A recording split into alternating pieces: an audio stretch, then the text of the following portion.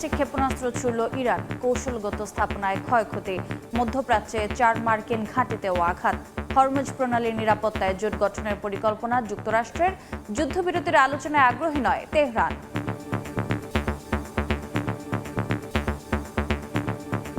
No, it's not a war of survival. We are stable and strong enough.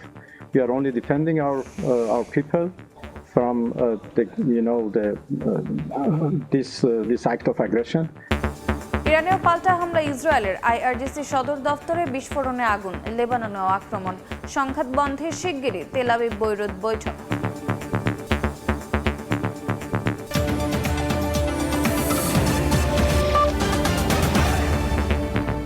আন্তর্জাতিক সময়ের সঙ্গে আছে আমি রোজা চৌধুরী। প্রথমবারের মতো সেজিল ক্ষেপণাস্ত্র ছুড়েছে ইরান। আইআরজিসির দাবি, হামলায় ইসরায়েলের একাধিক কৌশলগত স্থাপনা লক্ষ্যবস্তু করা হয়। বাহরাইন, কুয়েত, সৌদি আরবেও হামলা চালানো হয়েছে। তেহরানেও পাল্টা আক্রমণ চালিয়েছে ইসরায়েল। সরকারি অবকাঠামোয় হামলার পরিধি বাড়ানো হচ্ছে বলে জানিয়েছে আইডিএফ।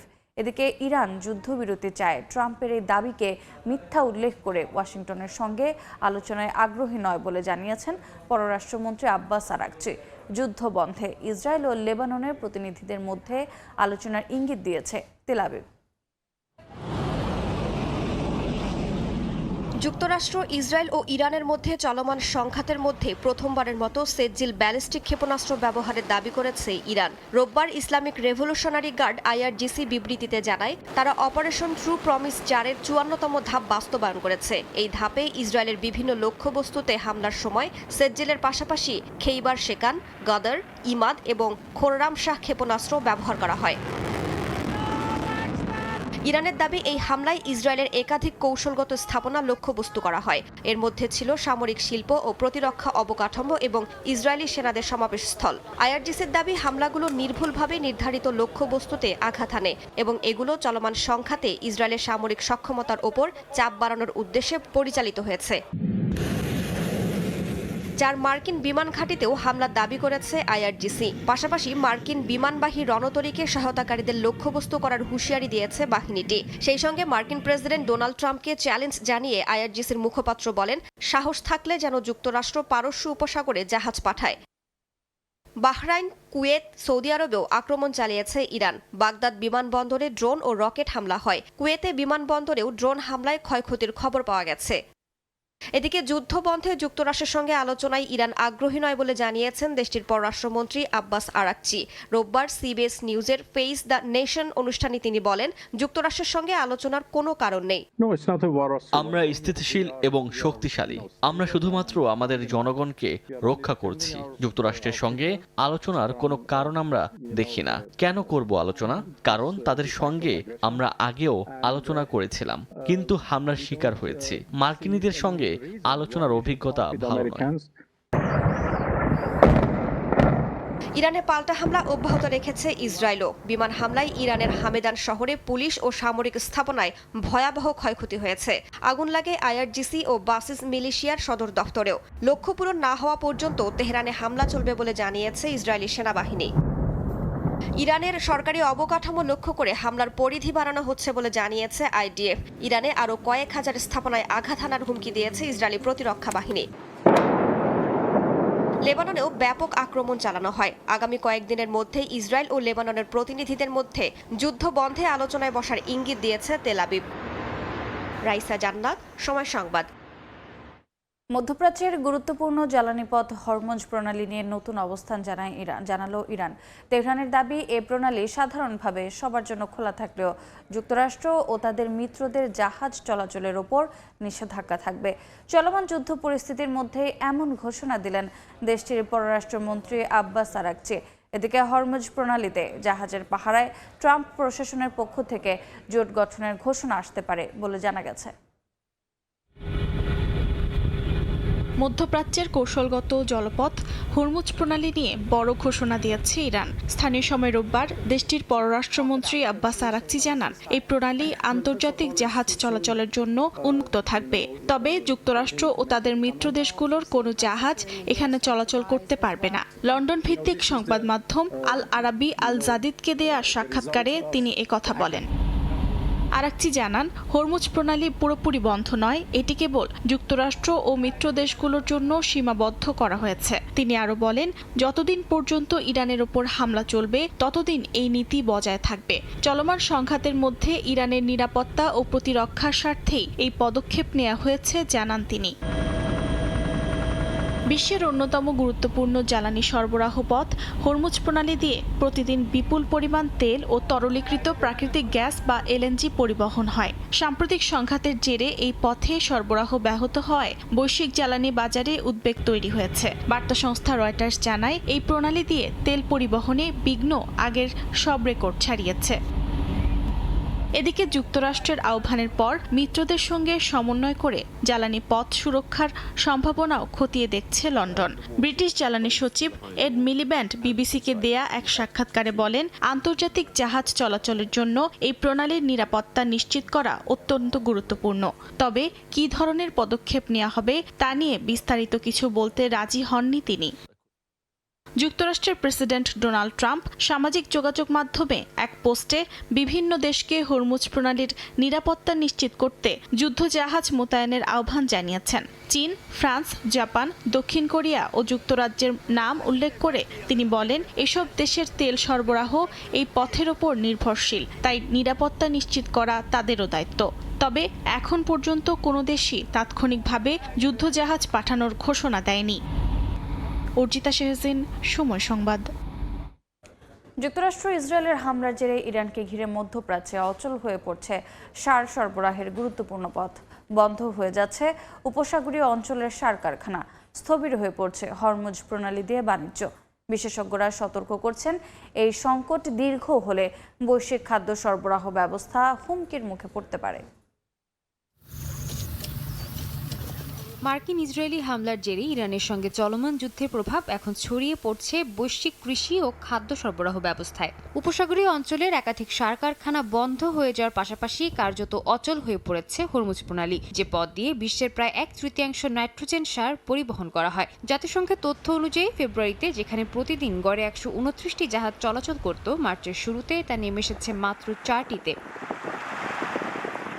যুদ্ধের কারণে সরবরাহ ব্যাহত হওয়ায় আন্তর্জাতিক বাজারে দ্রুত বাড়ছে সারের দাম। যুদ্ধ শুরুর আগে প্রতি টন ইউরিয়ার দাম ছিল প্রায় $464, যা এখন বেড়ে দাঁড়িয়েছে $594। একই সময়ে ফসলের উৎপাদন বাড়াতে ব্যবহৃত সালফারের দামও চীনা বাজারে 20% বেশি বেড়েছে। বাড়তি সামুদ্রিক জ্বালানি ও বিমা ব্যয় পরিস্থিতিকে আরও জটিল করে তুলছে। গালফ অঞ্চলের গ্যাস সরবরাহ ব্যাহত হওয়ায় বিশ্বের অন্যান্য সার কারখানাও উৎপাদন কমাতে বাধ্য হচ্ছে। কাতার তরলীকৃত প্রাকৃতিক গ্যাস উৎপাদন বন্ধ করায় বৈশ্বিক এলএনজি সরবরাহের প্রায় 20% বাজার থেকে হারিয়ে গেছে। এর ফলে ভারতের ইউরিয়া উৎপাদকরা উৎপাদন কমাতে শুরু করেছে, এমনকি কিছু কারখানা বন্ধের আলোচনাও চলছে। এই পরিস্থিতিতে সবচেয়ে বড় ঝুঁকিতে রয়েছে দরিদ্র ও উন্নয়নশীল দেশগুলো। জাতিসংঘের এক প্রতিবেদনে বলা হয়েছে, Sudan, Sri Lanka, Tanzania, Somalia, Kenya ও মোজাম্বিক এই দেশগুলো উপসাগরীয় অঞ্চলের সারের উপর সবচেয়ে বেশি নির্ভরশীল। তবে সংকটে লাভবান হচ্ছে কিছু বড় রপ্তানিকারক দেশ। রাশিয়া ও বেলারুশ মিলিয়ে বিশ্ব সারের প্রায় 20% রপ্তানি করে। ইউরোপীয় ইউনিয়ন রাশিয়ার উপর শুল্ক আরোপ করলেও মস্কো তাদের রপ্তানি ঘুরিয়ে দিয়েছে ব্রিক্স দেশগুলোর দিকে। 2021 থেকে 2024 সালের মধ্যে এই দেশগুলোতে রুশ সারের রপ্তানি প্রায় 60% বেড়েছে, যার ফলে রাশিয়ার কৃষি ও খাদ্য খাতে নতুন ধনী শ্রেণীর উত্থান ঘটছে। এদিকে সংকট নিরসনে এখনো স্পষ্ট কোনো পরিকল্পনা দেয়নি ওয়াশিংটন। তবে ইরান যুক্তরাষ্ট্র যুদ্ধ চলতে থাকলে হরমুজ প্রণালী দিয়ে বাণিজ্য কার্যত অচলই থাকবে বলে মনে করছেন বিশ্লেষকরা। পাশাপাশি বিশেষজ্ঞদের মতে, এই সার না থাকলে বিশ্বের প্রায় অর্ধেক খাদ্য উৎপাদনই ঝুঁকিতে পড়বে। সাদিয়া তাসনিম, সময় সংবাদ। ইরানে যুক্তরাষ্ট্র ও ইসরায়েলের হামলার প্রতিবাদে দেশে দেশে বিক্ষোভ অব্যাহত রয়েছে। ওয়াশিংটনের রাজপথে নেমে ইরানে আগ্রাসনের বিরুদ্ধে স্লোগান দেন শত শত মানুষ। এ সময় ফিলিস্তিনিদের প্রতিও সংহতি জানান তারা। ট্রাম্প প্রশাসনের যুদ্ধনীতির কঠোর সমালোচনা করেন বিক্ষোভকারীরা। বিক্ষোভ হয়েছে কানাডার টরন্টোতেও। আল-কুদস দিবস উপলক্ষে ফিলিস্তিনিদের প্রতি সংহতি জানিয়ে রাস্তায় নামেন হাজারো মানুষ। নিহত শিশুদের প্রতীকী প্রদর্শনের মাধ্যমে যুদ্ধের ভয়াবহতা তুলে ধরেন বিক্ষোভকারীরা। যুক্তরাষ্ট্র ইসরায়েলের আগ্রাসনের বিরুদ্ধে ইতালির রাজধানী রোমেও বিক্ষোভ করেন হাজারো মানুষ। ইরান ও অবরুদ্ধ গাজায় আগ্রাসনের বিরুদ্ধে জোরালো প্রতিবাদ জানিয়ে ওয়াশিংটন ডিসিতে বিক্ষোভ করেন কয়েকশো মানুষ। ইরানে চলমান যুদ্ধ বন্ধের আহ্বান জানিয়ে বেসামরিক ক্ষয়ক্ষতির নিন্দা জানান তারা। ইরানে চলমান হামলাকে অযৌক্তিক আখ্যা দিয়ে ট্রাম্প প্রশাসনের যুদ্ধনীতি ও সামরিক পদক্ষেপের তীব্র সমালোচনা করেন বিক্ষোভকারীরা। এছাড়া ফিলিস্তিনি জনগণের প্রতি সংহতি জানিয়ে গাজায় মানবিক সহায়তার আহ্বান জানানো হয়। একই দিন কানাডার টরন্টোতে মার্কিন দূতাবাসের বাইরে জড়ো হয়ে বিক্ষোভ করেন শত শত মানুষ। আল-কুদস দিবস উপলক্ষে টরন্টোর বিভিন্ন সড়কে বিক্ষোভ মিছিল বের করা হয়। ইরান ও লেবাননে চলমান হামলার তীব্র নিন্দা জানান তারা। ইরানের দক্ষিণের আব্বাস শহর থেকে শুরু করে রাজধানী ও মধ্যাঞ্চল বোমা হামলার মুখে পড়ছে। আমার পরিবারের সদস্যরা সেখানে বসবাস করছে। সাধারণ মানুষকে হত্যা করে এবং আন্তর্জাতিক আইনকে উপেক্ষা করে যুক্তরাষ্ট্র ও ইসরায়েল মনে করছে তারা অন্য দেশগুলো শাসন করতে পারবে। আমরা জাতিসংঘ মহাসচিবের বক্তব্য শুনেছি। যুক্তরাষ্ট্র ও ইসরায়েলের আগ্রাসন অবৈধ এবং এটি বন্ধ করতে হবে। একই দাবিতে বিক্ষোভ হয়েছে ইতালির রাজধানী রোমেও। বামপন্থী রাজনৈতিক দল ও সংগঠনের ডাকে আয়োজিত এই সমাবেশে যুদ্ধবিরোধী প্লেকার্ড ও ব্যানার নিয়ে যোগ দেন আন্দোলনকারীরা। যুক্তরাষ্ট্র ও ইসরায়েল আন্তর্জাতিক আইন দ্বারা নির্ধারিত সহাবস্থানের সম্ভাবনাকে ধ্বংস করছে। তারা আমাদের এমন এক বিশ্বযুদ্ধের দিকে ঠেলে দিচ্ছে যেখানে লক্ষ্যবস্তু হচ্ছে সম্পূর্ণ নির্দোষ মানুষ। আর কোনো সীমা নেই, আর কোনো আন্তর্জাতিক আইন নেই যা এই উম্মাদ পাগলদের থামাতে পারবে। একই সঙ্গে বিচার ব্যবস্থার সংস্কার নিয়ে প্রধানমন্ত্রী জর্জিয়া মেলোনির সরকারের প্রস্তাবিত পরিকল্পনারও প্রতিবাদ জানান তারা। এ সময় যুক্তরাষ্ট্র ও ইসরায়েলের সঙ্গে মেলোনি সরকারের ঘনিষ্ঠ সম্পর্কের সমালোচনা করেন বিক্ষোভকারীরা। বরকতুল্লাহ, সময় সংবাদ। ইরানের সঙ্গে চলমান যুদ্ধে ইসরায়েলের ব্যালিস্টিক ক্ষেপণাস্ত্র প্রতিরোধ ব্যবস্থার ইন্টারসেপ্টর দ্রুত ফুরিয়ে আসছে বলে যুক্তরাষ্ট্রকে সতর্ক করেছে তেল আবিব। এদিকে ডোনাল্ড ট্রাম্প যুদ্ধের নিয়ন্ত্রণ হারিয়ে ফেলেছেন এবং মধ্যপ্রাচ্য বড় সংকটের দিকে এগোচ্ছে বলে মন্তব্য করেছেন যুক্তরাষ্ট্রের ঊর্ধ্বতন ডেমোক্র্যাট সিনেটর ক্রিস মার্ফি। ইরানের সঙ্গে যুদ্ধ তৃতীয় সপ্তাহে গড়িয়েছে। এই পরিস্থিতির মধ্যে ইসরায়েল যুক্তরাষ্ট্রকে সতর্ক করেছে তাদের হাতে থাকা ব্যালিস্টিক ক্ষেপণাস্ত্র বিধ্বংসী ইন্টারসেপ্টরের মজুদ বিপজ্জনক মাত্রায় কমে আসছে। মার্কিন কর্মকর্তাদের বরাতে সংবাদ মাধ্যম সোমোফোর জানায়, ইরানের টানা ক্ষেপণাস্ত্র হামলা ইসরায়েলের দূরপাল্লার আকাশ প্রতিরক্ষা নেটওয়ার্কের ওপর বড় চাপ সৃষ্টি করেছে। গেল বছর ইরানের সঙ্গে সংঘাতে বিপুল পরিমাণ ইন্টারসেপ্টর ব্যবহারের ফলে মজুদ আগেই কমে গিয়েছিল বলেও জানান সংশ্লিষ্ট কর্মকর্তারা। প্রতিবেদনে আরও বলা হয়, ইরান তাদের কিছু ক্ষেপণাস্ত্রে গুচ্ছ বোমা যুক্ত করায় সেগুলো মাঝপথে প্রতিহত করা কঠিন হয়ে পড়ছে। ফলে ইসরায়েলের প্রতিরক্ষা ব্যবস্থা দ্রুত ইন্টারসেপ্টর ব্যবহার করতে বাধ্য হচ্ছে। ওয়াশিংটন কয়েক মাস আগেই এই সম্ভাব্য সংকটের বিষয়ে অবগত ছিল বলে জানান এক মার্কিন কর্মকর্তা। তবে তার দাবি, যুক্তরাষ্ট্রের নিজস্ব মজুতে এমন কোনো সংকট নেই এবং তাদের সামরিক সক্ষমতা যথেষ্ট। এর মধ্যেই ইসরায়েল জরুরি অস্ত্র ক্রয়ের জন্য নতুন বরাদ্দ অনুমোদন করেছে বলে জানিয়েছে দেশটির সংবাদ মাধ্যম টাইমস অফ ইসরায়েল। এদিকে ডেমোক্র্যাট সিনেটর ক্রিস মার্ফি সতর্ক করে বলেছেন, ইরান যুদ্ধের ওপর নিয়ন্ত্রণ হারিয়ে ফেলেছেন ট্রাম্প। তার মতে এই সংঘাত মধ্যপ্রাচ্যকে দ্রুত বড় সংকটের দিকে ঠেলে দিচ্ছে। হরমুজ প্রণালীতে ইরানের ড্রোন, স্পিডবোট ও মাইনের কারণে বিশ্ব জ্বালানি সরবরাহের বড় অংশ এখন ঝুঁকির মুখে। পাশাপাশি লেবানন, ইরাক কিংবা ইয়েমেনের হাউথি গোষ্ঠীও যুদ্ধে জড়িয়ে পড়তে পারে বলে আশঙ্কা প্রকাশ করেন তিনি। অর্জিতা শেহজিন, সময় সংবাদ। ইরানের শাহেদ ড্রোন নকল করে মধ্যপ্রাচ্যের দেশগুলোতে যুক্তরাষ্ট্র ও ইসরায়েল হামলা চালাচ্ছে বলে অভিযোগ তুলেছে তেহরান। তাদের দাবি, এসব হামলার দায় ইরানের ওপর চাপিয়ে আঞ্চলিক সম্পর্ক নষ্ট করাই শত্রুপক্ষের মূল লক্ষ্য। এই ধরনের হামলার বিরুদ্ধে মধ্যপ্রাচ্যের দেশগুলোকে ঐক্যবদ্ধ থাকার আহ্বান জানিয়েছে ইরান। ইরানে যুক্তরাষ্ট্র ইসরায়েল যৌথ হামলার জবাবে মধ্যপ্রাচ্যে মার্কিন ঘাঁটিগুলো টার্গেট করে আইআরজিসি। তেহরানের ঝাঁকে ঝাঁকে শাহেদ ড্রোন সামলাতে ব্যর্থ হয় আকাশ প্রতিরক্ষা ব্যবস্থা। তবে রণক্ষেত্রে সামরিক বিপর্যয়ের পর এখন অপপ্রচারের পথ বেছে নিয়েছে ট্রাম্প প্রশাসন। ইরানের দাবি, হুবহু শাহেদ ড্রোনের মতো করে লুকাস নামের ড্রোন বানিয়েছে যুক্তরাষ্ট্র। এসব ড্রোন দিয়ে তুরস্ক, কুয়েত এবং ইরাকের মতো মিত্র দেশগুলোর বেসামরিক স্থাপনায় হামলা চালিয়ে তেহরানকে কাঠগড়ায় দাঁড় করানোর চেষ্টা চলছে। ইরানের খাতাম আল আম্বিয়া সদর দপ্তর থেকে প্রকাশিত বিবৃতিতে বলা হয়, তাদের প্রতিটি অভিযান সুনির্দিষ্ট নীতি মেনে পরিচালিত হয় এবং লক্ষ্যবস্তু হিসেবে থাকে কেবলমাত্র যুক্তরাষ্ট্র ও ইসরায়েলের সামরিক স্থাপনা। ইরান স্পষ্ট করে জানিয়েছে, নিজেদের কোনো হামলার দায় নিতে তারা অস্বীকৃতি জানায় না এবং প্রতিটি অভিযানের পর আনুষ্ঠানিক বিবৃতি দেয়। ফলে মধ্যপ্রাচ্যের কোনো দেশে বেসামরিক স্থাপনায় সাম্প্রতিক হামলাগুলোর সাথে ইরানের কোনো সম্পৃক্ততা নেই। ইরানি সামরিক কমান্ডের দাবি, যুক্তরাষ্ট্র ও ইসরায়েলের এই কৌশলের মূল লক্ষ্য ইরানের সামরিক বাহিনীর প্রতিরক্ষামূলক এবং বৈধ পদক্ষেপগুলোকে প্রশ্নবিদ্ধ করা, একই সঙ্গে তেহরানের সঙ্গে তার প্রতিবেশী দেশগুলোর মধ্যে বিভেদ ও অনৈক্য সৃষ্টি করা। তথ্য প্রমাণ হিসেবে ইরান বলছে, সাইপ্রাসে ব্রিটিশ বিমান ঘাঁটিতে হামলাকারী ড্রোনটি ইরান থেকে আসেনি বলে খোদ যুক্তরাজ্যের প্রতিরক্ষা মন্ত্রণালয় নিশ্চিত করেছে। এছাড়া সৌদি আরবে মার্কিন দূতাবাস বা ইরাকি কুর্দিস্তানের লানাজ শোধনাগারে হামলার ঘটনাগুলোও ইরানের ভাবমূর্তি ক্ষুণ্ণ করার সুপরিকল্পিত ষড়যন্ত্র। এই ফলস ফ্ল্যাগ অপারেশন রুখতে আঞ্চলিক দেশগুলোকে ঐক্যবদ্ধ থাকার আহ্বান জানিয়েছে ইরান। ফারহাদ চৌধুরী, সময় সংবাদ। আন্তর্জাতিক সময় আরও থাকছে। গাজায় ইসরায়েলি হামলায় পুলিশ সহ 12 ফিলিস্তিনি নিহত। সীমিত আকারে রাফাহ ক্রসিং খোলার ঘোষণা তেল আবিবের। পবিত্র কদরের রাতে আল আকসায় প্রবেশে বাধা।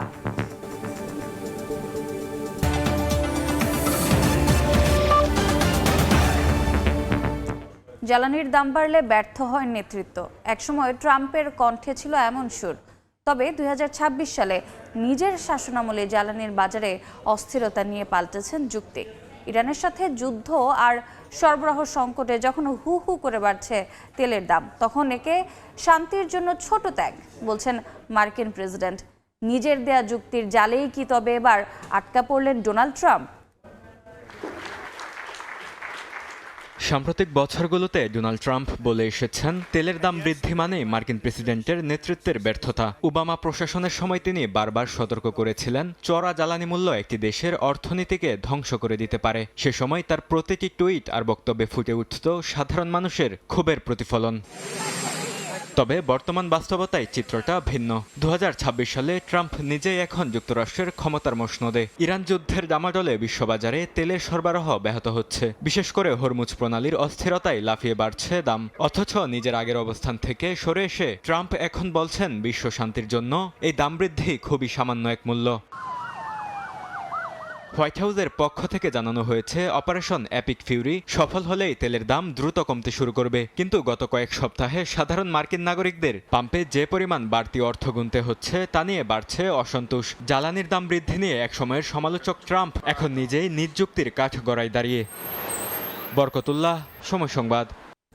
গাজায় ইসরায়েলি বিমান হামলায় পুলিশ সদস্য সহ 12 জন ফিলিস্তিনি নিহত হয়েছেন। আহত হয়েছেন আরও অন্তত 14 জন। যদিও এ বিষয়ে কোনো মন্তব্য করেনি ইসরায়েলের সেনাবাহিনী। এদিকে ইরান ইসরায়েল সংঘাতের জেরে বন্ধ রাখার পর সীমিত আকারে রাফাহ ক্রসিং খোলার ঘোষণা দিয়েছে তেল আবিব। যুদ্ধবিরতি চললেও প্রায় প্রতিদিনই প্রাণহানির ঘটনা ঘটছে গাজা উপত্যকায়। স্থানীয় সময় রোববার উপত্যকার নুসেইরাত শরণার্থী শিবির ও জাওয়াইদা এলাকায় বিমান হামলা চালায় ইসরায়েলি সেনারা। এতে হতাহতের ঘটনা ঘটে। হামাস নিয়ন্ত্রিত স্বরাষ্ট্র মন্ত্রণালয় জানায়, কয়েকজন পুলিশ কর্মকর্তাও নিহত হন। হামলার বিষয়ে তাৎক্ষণিকভাবে কোনো মন্তব্য করেনি ইসরায়েলি সামরিক বাহিনী। তবে গাজায় চলমান যুদ্ধের মধ্যে হামাসের নিরাপত্তা বাহিনীকে লক্ষ্য করে নিয়মিত হামলার কথা বলে আসছে তারা। অক্টোবরের যুদ্ধবিরতির পর কিছু এলাকায় আবারও পুলিশের উপস্থিতি দেখা গেলেও সংঘাত থামেনি পুরোপুরি। যুদ্ধবিরতি কার্যকর হওয়ার পরও ইসরায়েলি হামলায় 650-র বেশি ফিলিস্তিনি নিহত হয়েছেন বলে জানিয়েছে গাজার স্বাস্থ্য মন্ত্রণালয়। এদিকে কাতার ভিত্তিক গণমাধ্যম আল জাজিরা জানায়, রাফা ক্রসিং খোলার ঘোষণা দিয়েছে ইসরায়েল। আগামী 18 মার্চ থেকে রাফা ক্রসিং পুনরায় খুলে দেয়া হবে। তবে এটি শুধু সীমিত পর্যায়ে জনসাধারণের চলাচলের জন্য উন্মুক্ত থাকবে। যুক্তরাষ্ট্রের সঙ্গে যৌথভাবে ইরানের বিরুদ্ধে যুদ্ধ শুরুর পর নিরাপত্তা উদ্বেগের কথা জানিয়ে গত 1 মার্চ রাফা ক্রসিং বন্ধ করে দেয় নেতানিয়াহু সরকার। এর আগে দীর্ঘ কয়েক মাস বন্ধ থাকার পর ফেব্রুয়ারিতে একবার খোলা হয়েছিল। অর্জিতা শেহজিন, সময় সংবাদ। পবিত্র লাইলাতুল কদরের রাতে জেরুজালেমের আল আকসা মসজিদ প্রাঙ্গণ ছিল প্রায় জনশূন্য। ইসরায়েলি কর্তৃপক্ষ প্রবেশে বিধিনিষেধ আরোপ করায় হাজারো ফিলিস্তিনি মুসল্লি পুরানো শহরের বাইরে রাস্তায় নামাজ আদায় করেন। দামেস্ক গেট সহ আশপাশের এলাকায় জড়ো হয়ে তারা ইবাদতে অংশ নেন। চলমান যুদ্ধ পরিস্থিতির কারণে এই সিদ্ধান্ত নেওয়া হয়েছে জানায় ইসরায়েলি পুলিশ। সবাইকে নির্দেশনা মেনে চলার আহ্বান জানানো হয়েছে।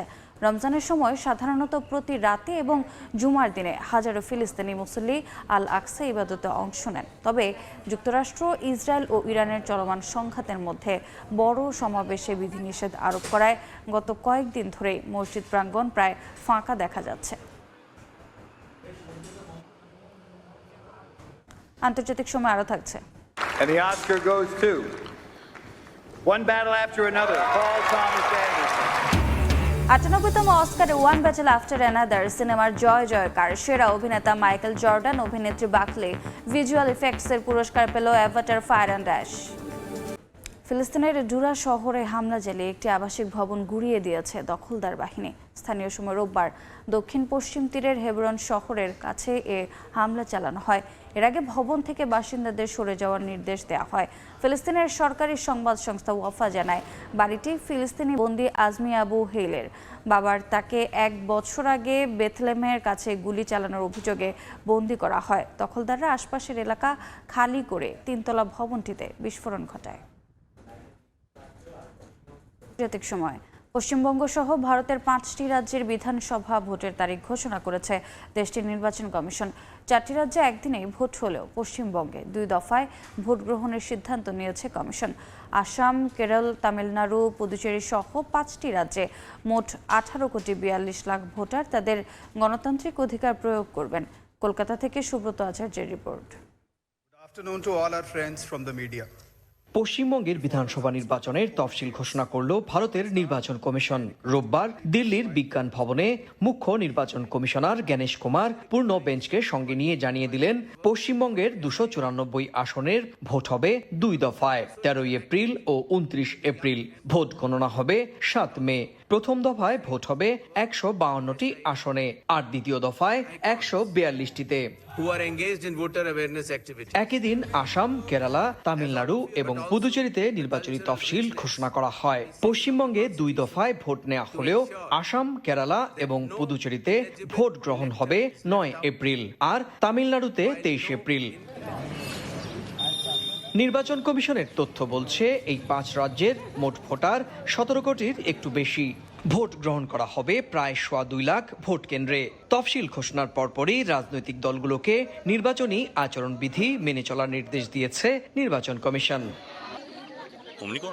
পশ্চিমবঙ্গে 2021 সালের নির্বাচনে তৃণমূল 213টি আসন জিতে ক্ষমতায় আসে।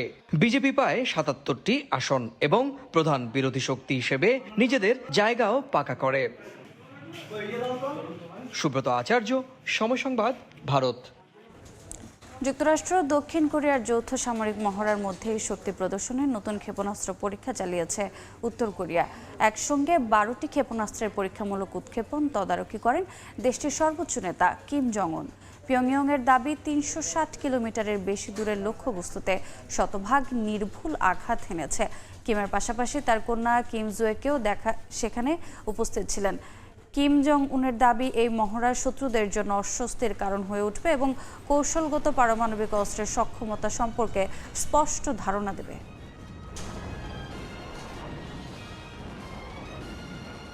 দেখছেন আন্তর্জাতিক সময়। যুক্তরাষ্ট্রের লস অ্যাঞ্জেলেসে বসেছে একাডেমি অ্যাওয়ার্ডসের 98তম আসর। এবারের আসরে সেরা সিনেমার পুরস্কার জিতে নিয়েছে ওয়ান ব্যাটল আফটার অ্যানাদার। ছবিটির নির্মাতা পল টমাস অ্যান্ডারসন জিতেছেন সেরা পরিচালকের পুরস্কার।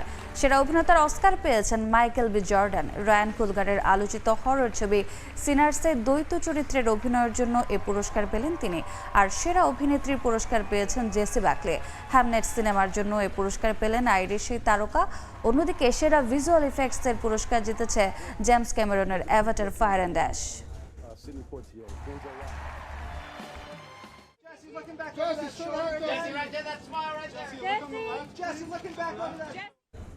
কৃত্রিম বুদ্ধিমত্তা কেন্দ্রিক বিনিয়োগ ব্যয় বাড়ায় ব্যাপক ছাঁটাইয়ের পরিকল্পনা করছে ফেসবুকের মূল প্রতিষ্ঠান মেটা।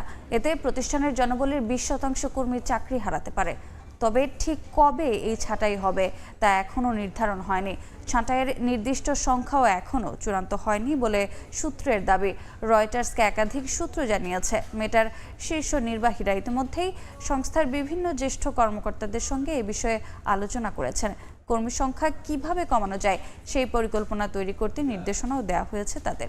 মেটার সাম্প্রতিক নথি অনুযায়ী গত বছরের 31 ডিসেম্বর পর্যন্ত সংস্থার প্রায় ৭৯,০০০ কর্মী কাজ করেছিলেন। যদি 20% কর্মী কমানোর সিদ্ধান্ত নেওয়া হয় তাহলে প্রায় 16,০০০ কর্মী চাকরির ঝুঁকিতে পড়তে পারেন। মধ্যপ্রাচ্য জুড়ে সংঘাতের মধ্যেই সংযুক্ত আরব আমিরাতে শান্তিপূর্ণভাবে রোজা অতিবাহিত করেছেন প্রবাসী বাংলাদেশিরা। রমজান ঘিরে জীবনযাত্রায় যেমন এসেছে পরিবর্তন, তেমনি ধর্মীয় আচার অনুষ্ঠানে মানুষের স্বতঃস্ফূর্ত অংশগ্রহণে সৃষ্টি হয়েছে এক প্রশান্তিময় পরিবেশ। শিবলি আল সাদিকের রিপোর্ট। মুসলিম প্রধান দেশ সংযুক্ত আরব আমিরাতে রমজান ঘিরে তৈরি হয়েছে এক ভিন্ন আবহ। মধ্যপ্রাচ্য জুড়ে উত্তেজনা থাকলেও ব্যাপক নিরাপত্তা ব্যবস্থার কারণে প্রতিদিন মসজিদগুলোতে চলছে ইবাদত বন্দেগী, কোরআন তিলাওয়াত ও নফল ইবাদত। সামগ্রিক পরিস্থিতির মধ্যেও নিত্য প্রয়োজনীয় পণ্যের দাম নিয়ন্ত্রণে রাখার বিষয়টি ছিল দৃষ্টান্তমূলক। অসচ্ছল মানুষের সহায়তায় বিভিন্ন সড়কে সরকারি উদ্যোগে প্রতিদিন ইফতার বিতরণ করা হচ্ছে নিয়মিত। রাস্তাঘাটে যখন ট্রাফিক সিগন্যালে পড়ি, আমরা যখন সিগন্যালে দাঁড়ায় থাকি, তখন এই দেশের প্রশাসন আমাদের কাছে ইফতারি নিয়ে আসে এবং বিভিন্ন জায়গায় স্টল করা হয়েছে মসজিদ এবং ঈদগাহের সামনে, এগুলাতে ওখানে সব আনন্দের সাথে ইফতারি করে। আমাদের বাংলাদেশে রমজান মাস আসলে প্রত্যেকটা ব্যবসায়ী তারা মুনাফা লাভের জন্য মনে করেন মাল সামানার দাম বাড়াই দেয় অনেক, কিন্তু এটা আরব আমিরাতে হয় না। এখানে আমাদের যে দ্রব্যমূল্যর দাম স্থিতিশীল থাকে সবসময়, তারপরেও ডিসকাউন্ট থাকে। প্রবাসী বাংলাদেশিরা জানান, আমিরাতে রমজান মানেই সাধারণ মানুষের জন্য এক শান্তিময় ও স্বস্তিদায়ক মাস। রাষ্ট্রের প্রতিটি স্তরে এই মাসকে মর্যাদাপূর্ণ করে তুলতে নেওয়া হয় ব্যাপক প্রস্তুতি। আমাদের জন্য পুরো রমজানটা 30টা দিন একটা ঈদের দিনের মতো যায়। আমরা ইবাদতের মাধ্যমে মসজিদে গিয়ে নামাজ পড়ি, ইফতার করি একসাথে। সংযুক্ত আরব আমিরাতে আমরা প্রতিটি বছরে রমজান সাধারণ মাস আমরা পাই সিয়াম রমজান রোজা রাখার জন্য। তো আমরা যেহেতু প্রবাসে আসছি, আমরা এখানে এই নিয়মিত তারাবি নামাজ আর 5 ওয়াক্ত নামাজগুলি আমরা আদায় করে থাকি। এদিকে রমজান উপলক্ষে প্রবাসী বাংলাদেশিদের মাঝেও দেখা গেছে উৎসব মুখর পরিবেশ। নির্ধারিত সময়ের কাজ শেষ করে তারা রমজানের ফজিলত অনুধাবনে নিজেদের নিয়োজিত করছেন ইবাদত বন্দেগীতে।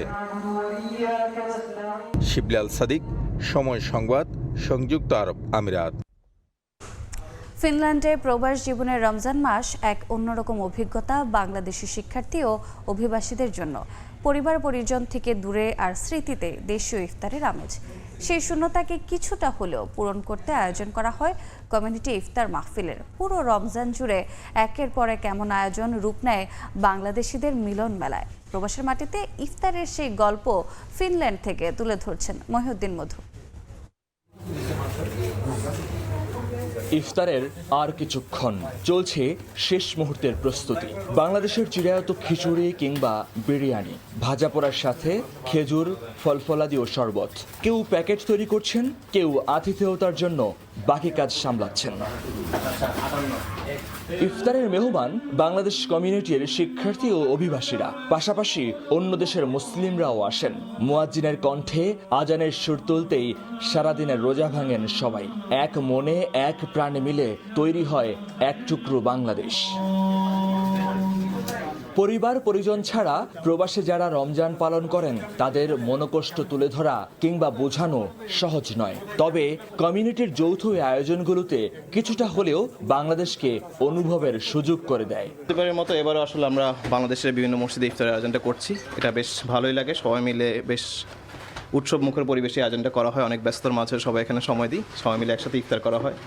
এই দিনটার জন্য আসলে এই রমজানটার জন্য সারা বছর অনেকের অপেক্ষা করা, যে সবাই এই সময় একসাথে হই আর কি। আমরা খুব ভালো লাগে। মোটামুটি 3 বছরের উপরে ফিনল্যান্ডে আছি এবং যখন এভাবে কমিউনিটি ইফতার হয় আমাদের একসাথে সব বাঙালি মিলে, তখন ভেদাভেদ ভুলে সবাই আমরা ইসলামের যে মূল মন্ত্রটা ধারণ করতে পারি এবং সবাই একসাথে ইফতার করতে পারি। সমতা থাকে এবং একটা উচ্ছ্বাস থাকে। বাংলাদেশের কথা তখন সচরাচর তখন আর ওই যে একটা অনুভূতি ওটা তখন আর মনে আসে না। সবাই একসাথে ইফতার করলে মন খারাপের যে অনুভূতিটা তখন অনেকটা লাঘব হয়ে যায়, অনেক ভালো লাগে কাজ করে আলহামদুলিল্লাহ। ক্লাস, কাজ ও সারাদিনের ব্যস্ততা ফেলে ছুটে আসেন মসজিদের এই যৌথ আয়োজনগুলোতে। একই সঙ্গে বিভিন্ন বিশ্ববিদ্যালয়ের শিক্ষার্থীদের গ্রুপ মিলেও হয় এমন ইফতার আয়োজন। প্রবাসী এসে পরিচয়, এমন বন্ধু স্বজনদের সাথেও হয় ঘরোয়া ইফতার। ফিনল্যান্ডের প্রায় সবগুলো শহরেই বাংলাদেশ কমিউনিটির এমন আয়োজনের ইফতার হয় মাস জুড়ে। কমিউনিটি ভিত্তিক ইসলামিক সেন্টারগুলোতে নিয়মিত থাকে ইফতার আয়োজন। খাবারের স্বাদ, গল্পের উষ্ণতা আর একসাথে বসার আনন্দ যেন বারবার মনে করিয়ে দেয় দেশের কথা। ইফতার শেষে আড্ডা আর হাসি গল্পে ফিরে আসে স্মৃতির বাংলাদেশ। মহিউদ্দিন মধু, সময় সংবাদ, ফিনল্যান্ড। পবিত্র ঈদ উল ফিতরকে সামনে রেখে উৎসবের রঙে সেজেছে মালয়েশিয়ার বিপণী বিতানগুলো। কুয়ালালামপুরের বুকিত বিন্তাং, হাংতুয়া, কোতারায়া বিভিন্ন কিংবা চৌকিত প্রতিটি এলাকাতেই ঈদ কেনাকাটার ধুম। এবারের ঈদে প্রধান আকর্ষণ বাংলাদেশি মালিকানাধীন দোকানগুলো। দেশি কাপড়ের মান এবং আধুনিক নকশার কারণে এসব দোকানে প্রবাসী বাংলাদেশিদের পাশাপাশি ভিড় করছেন স্থানীয় বাসিন্দারাও। মালয়েশিয়া থেকে মোহাম্মদ আব্দুল কাদেরের রিপোর্টে বিস্তারিত। পবিত্র ঈদ উল ফিতরের আর মাত্র কয়েকদিন। ঈদ সামনে রেখে মালয়েশিয়ার শপিং মলগুলোতে উৎসবের আমেজ। এবছর প্রবাসীদের আকর্ষণের কেন্দ্রবিন্দুতে রয়েছে বাংলাদেশি মালিকানাধীন আউটলেটগুলো। দেশের মাটির ছোঁয়া পেতে প্রবাসী বাংলাদেশিরা ভিড় করছেন দেশি কাপড়ের দোকানে। চাহিদার শীর্ষে রয়েছে বাহারি নকশার সুতি ও সিল্কের পাঞ্জাবি। প্রবাসীদের রুচি ও আবহাওয়া বিবেচনা করে দোকানে আনা হয়েছে আধুনিক সব কালেকশন। বিক্রেতারা বলছেন গত কয়েক বছরের তুলনায় এবার বেচাবিক্রি বেশ সন্তোষজনক। কোয়ালিটি সম্পন্ন এই পাঞ্জাবি আমাদের প্রবাসী ভাইয়েরা সব জায়গায় তো আর অ্যাভেলেবেল পায় না, তো এই মার্কেটে ওনারা যখন আসে ওনারা হ্যাপি হয় এবং প্রত্যেক রমজানে কিছুটা সময়ের উছিলায় আমরা সকল প্রবাসীরা যখন আমরা একসাথে দেখি এটা আমাদের খুব একটা আনন্দ লাগে। শুধু প্রবাসী বাংলাদেশিরাই নন, স্থানীয় মালয় নাগরিকরাও ভিড় করছেন এসব দোকানে। বাংলাদেশি কাপড়ের মান এবং টি শার্টের আরামদায়ক ফেব্রিক স্থানীয়দেরও পছন্দের তালিকায়। পাঞ্জাবির আভিজাত্য আর টি শার্টের ট্রেন্ডি লুক, এই দুইয়ের মেলবন্ধনে বাংলাদেশি দোকানগুলো যেন এখন এক মিলন মেলা। 400-500 বাংলাদেশি দোকান আছে, সবগুলোতে বাংলাদেশ থেকে মাল আসে। টি শার্ট, প্যান্ট, মেয়েদের কাপড়, ছেলেদের কাপড়, বাচ্চাদের কাপড়। মালাইরা খুব ভালো পছন্দ করে, এরা খুব লাইক করে আমাদের বাংলাদেশি কাপড়, 100% কটন। এবার খুব ভালো করতেছে। আমরা আশা তুলনাভাবে আপনার অন্য বছর চাইতে অনেক ভালো হয়েছে এবার। বিদেশের মাটি থেকেও ঈদের আনন্দ উদযাপনে কোনো কমতি রাখতে চান না প্রবাসী বাংলাদেশিরা। নতুন পোশাক থেকে শুরু করে সবকিছুই মিলছে হাতের নাগালে থাকা এই বাংলাদেশি দোকানগুলোতে। আর তাই সকাল থেকে রাত পর্যন্ত চলছে উৎসবমুখর কেনাকাটা। দেশের মতো আমেজ আসছে, কিন্তু ওই যে ঈদের যে একটা দেশের মতো আমেজ এটাই নাই আর কি। একটা পাঞ্জাবি নিলাম, একটা পছন্দ মতো, যতটুকু ঈদের যেটুকু বাজেট আছে। এই বছর এখানে ঈদ করতেছি, আশা করি আগামী বছর পরিবার পরিজনকে নিয়ে ঈদ করবেন ইনশাআল্লাহ। বিদেশে বাংলাদেশের সংস্কৃতি আর পোশাকের এক নতুন সেতুবন্ধন তৈরি করেছে এসব দোকান। প্রবাসীর ব্যস্ত জীবনে এই ঈদ কেনাকাটায় যেন এক টুকরো বাংলাদেশ। শার্ট প্যান্ট কিংবা পাঞ্জাবি সবকিছুর মধ্যেই প্রবাসীরা খুঁজছেন দেশের ছোঁয়া। দেশি পোশাকের টানেই মালয়েশিয়ার এই বাংলাদেশি দোকানগুলোতে এখন উৎসবের আমেজ। স্থানভেদে পরিবেশ বদলালেও প্রবাসীদের হৃদয়ে ঈদের আনন্দ রয়ে গেছে সেই আগের মতোই। মোহাম্মদ আব্দুল কাদের, সময় সংবাদ, কুয়ালালামপুর, মালয়েশিয়া। আন্তর্জাতিক সময়ের শীর্ষ সংবাদগুলো জানিয়ে দিচ্ছে আরেকবার।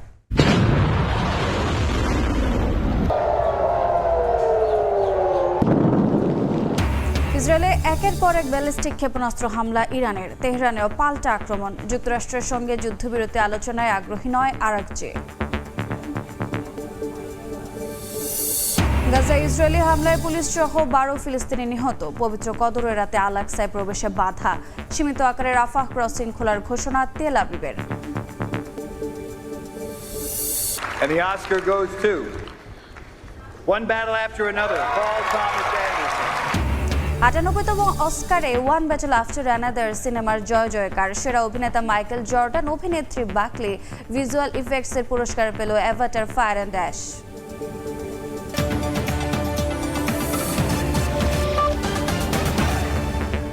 এ ছিল আন্তর্জাতিক সময়। এরপর সকাল 10টার সময় সংবাদ নিয়ে সঙ্গে থাকবেন মেজবাহুল আলিফ। ধন্যবাদ রোজা। সকাল 10টার সময় সংবাদ নিয়ে আসছে কিছুক্ষণ পর, সঙ্গেই থাকুন সময়ে।